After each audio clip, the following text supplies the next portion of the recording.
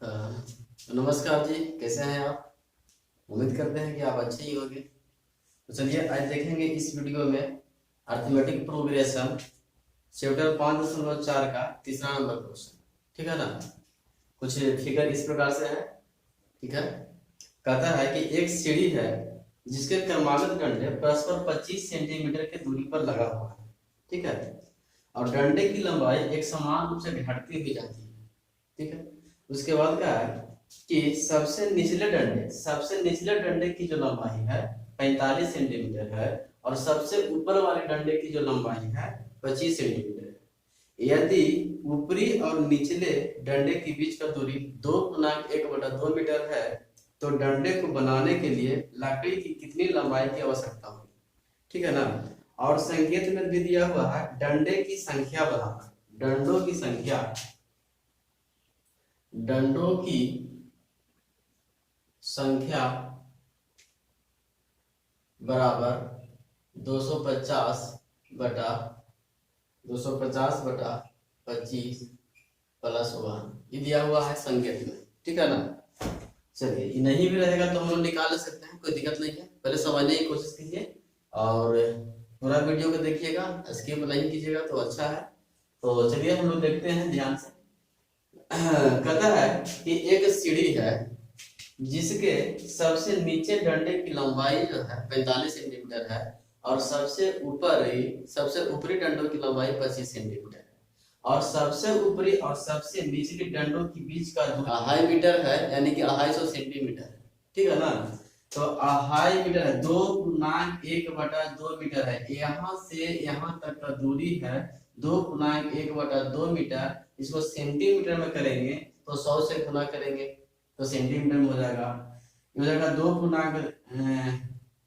4, 4 और 1 5, यानी 5/2 हो जाएगा। 5/2 इसमें 100 से गुना कर देंगे तो सेंटीमीटर में हो जाएगा। 2 से ही कट जाएगा।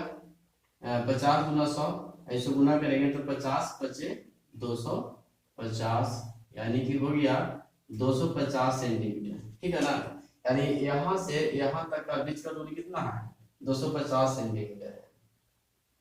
तो यहाँ से यहाँ तक के बीच में कितने डंडे लगाया जा सकता है, हम लोग आसानी से निकाल सकते हैं, है ना? प्रत्येक डंडा जो है 25 सेंटीमीटर के दूरी पर लगाया जाता है।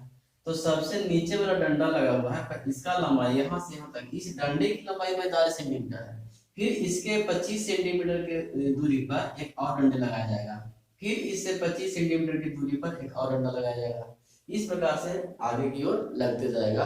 तो कहा है कि जितने भी डंडे लगाए जाएंगे उस डंडे को लगाने के लिए कितने लकड़ी की आवश्यकता होगी। तो सबसे पहले हम लोग देख लेते हैं कि यहाँ से यहाँ तक के दूरी में कितने डंडे लगाए जा रहे हैं। ठीक है ना? अब देखिए डंडे की संख्या तो यहाँ से निकल ही जाएगा, लेकिन इस बात को हम लोग समझ लेते हैं कि ऐसे कैसे होता है। मतलब कि 250/25 से प्लस 1 क्यों किया। देखिए, जब हम डंडे लगाएंगे, एक डंडा यहाँ लगाए फिर एक डंडा यहाँ लगाए, 2 डंडा जब लगाते हैं तो देखिए एक घर जैसा बन रहा है, एक गैपिंग बन रहा है। तो जब 2 डंडा लगाते हैं तो एक गैपिंग बनता है। ठीक है ना? ये गैपिंग कितने का है? 25 सेंटीमीटर का है। फिर आगे हम लगाए, एक डंडा और लगाए तो फिर एक गैपिंग बन गया। फिर इस डंडे और इस डंडे के बीच का दूरी कितना है? 25 सेंटीमीटर का है। अब जरा सोचिए कि जब 2 डंडा को लगा रहे हैं तो एक गैपिंग बन रहा है 25 सेंटीमीटर का। फिर यहाँ पे देखिए 2 डंडा है तो एक गैपिंग बना 25 सेंटीमीटर का, यानी कि एक गैपिंग 25 सेंटीमीटर का एक गैपिंग बनाने के लिए 2 डंडे लगाने पड़ रहे हैं, और 2 गैपिंग बनाने के लिए 3 डंडे लगाने पड़ रहे हैं। और ऐसा ऐसा अगर हम 3 गैपिंग बना देंगे तो 4 डंडे लगाने पड़ेंगे, यानी कि जो गैपिंग बनेगा उससे एक अधिक डंडे लगाने पड़ेंगे, है ना?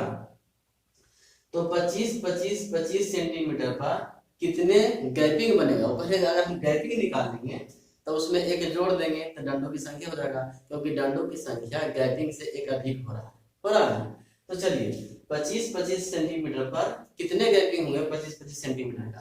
तो टोटल 250 सेंटीमीटर है दूरी, तो एक गैपिंग बन रहा है 25 सेंटीमीटर का। तो 250 सेंटीमीटर में कितना गैपिंग बनेंगे? तो 250 में हम 25 से भाग देंगे तो 25 दहियों 250, यानी गैपिंग बनेगा 10 गो। तब 10 गो गैपिंग बनेगा, इसका मतलब है कि डंडों की संख्या गैपिंग से एक अधिक होता है।